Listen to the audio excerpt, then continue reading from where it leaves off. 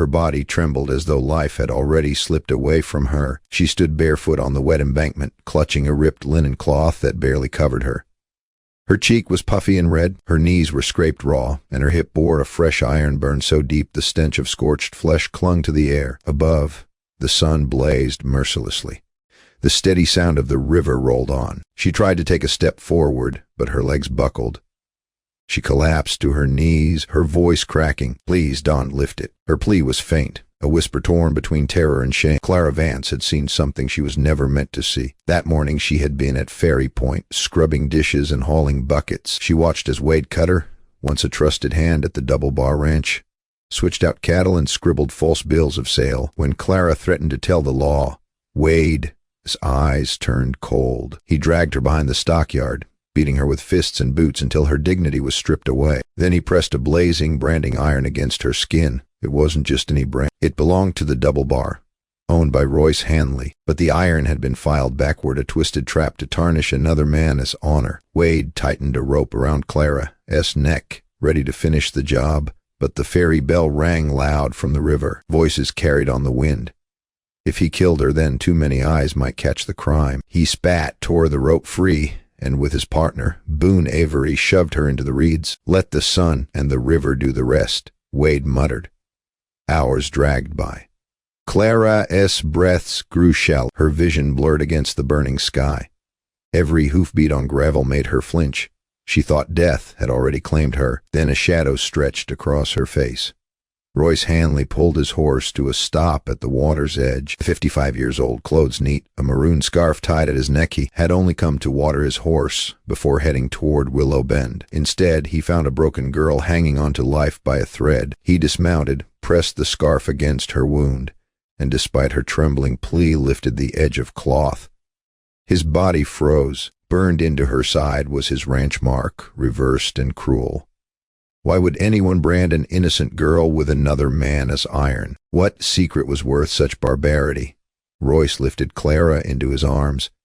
She was light as a feather, burning with fever. He laid her across the saddle, holding her steady as the horse carried them to his lined shack nearby. Inside, the air was cool, scented with wood smoke. He set her on the cot, poured water into a tin cup, and held it to her lips. She sipped slowly, hands trembling like autumn leaves. "What is your name?" he asked, gently. "Clara," she whispered. Her voice was ragged, her eyes heavy with trauma. Royce cleaned the wound at her side. That backward brand seared itself into his mind. Some wanted to ruin his name. Someone wanted Whispers in town to turn into a noose. Bit by bit, Clara told her story. Wade Cutter at Ferry Point, the cattle switch, the falsified papers, the threats, the iron. Her voice broke when she said it. "They wanted folks to think it was you." Royce leaned back, boots creaking against the floorboard. He de-fired Wade years ago for shorting the herd. Now it seemed Wade was back with vengeance. A knock rattled the door. Royce grabbed his shotgun, but it was only Garrison Black, the smith. He wiped soot from his face and asked if Royce had seen his missing branding iron, stolen from the forge the night before. His fire pit still glowed with fresh ash. The pieces clicked. Clara's branded flesh, the stolen iron, the cattle scheme. This wasn't chance. It was a plan. "You're safe here," Royce promised, but both of them knew safety was only as strong as a latch. And Wade Cutter never left unfinished business. By dusk, Royce saddled up again. Clara clutched a blanket tight as she rode behind him. They aimed for Willow Bend before nightfall. The trail was quiet until Royce felt eyes on his back. Two riders appeared on the ridge, Wade Cutter and Boone Avery. They descended slow, blocking the path with smug grins. "Well now," Wade called out. "Looks like old Hanley picked up something he shouldn't he?" Royce shifted, shielding Clara with his body. His hand gripped the shotgun, resting across his thigh. "Step aside," his voice carried steel. Boone laughed, hand reaching for his revolver, until Royce fired into the dirt at Boone's boots. Dust exploded, horses reared. Clara gasped, but Royce did flinch. "You want her?" Royce said, steady as a mountain. "You go through me first." The moment dragged heavy. The river murmured. Birds fell silent. Wade sneered but did draw. He knew Royce had one barrel left and a hand steady enough to use it. "This ain't the time," Wade barked, wheeling his horse away. Boone, his belt slipped loose in the scramble, A silver buckle marked with the letter W falling into the dirt. Royce picked it up, proof glinting cold in the dust. Clara S. Wide eyes met his. That S. his. I told you. The storm one's tea over. It was just beginning. If you are gripped by this fight for truth and survival, hit that subscribe button right now so you don't miss the next twist. And don't forget to drop a comment. What would you have done in Royce's place? The next morning, Royce and Clara rode into Willow Bend. Whispers followed them down Main Street. At the Dr. S. office, Clara S. wounds were tended.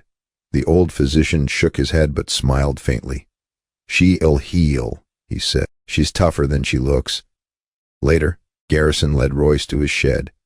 Beneath hay lay the stolen iron, its mark filed backward. Royce wrapped it in a cloth, jaw set. Together they carried it in the silver buckle to Sheriff Lane. The sheriff studied each piece, then Clara's testimony.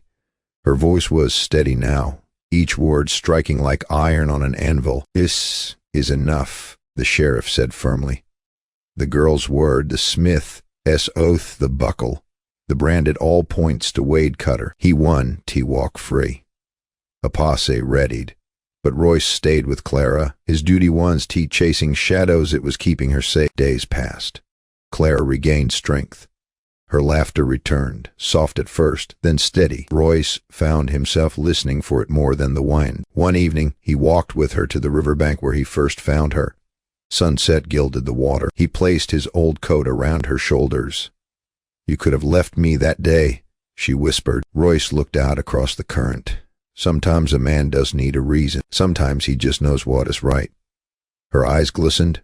For the first time, she let herself believe in tomorrow. Stories like these aren't only about gun smoke and iron. They were about choices. Do we turn away, or do we step forward no matter the cost?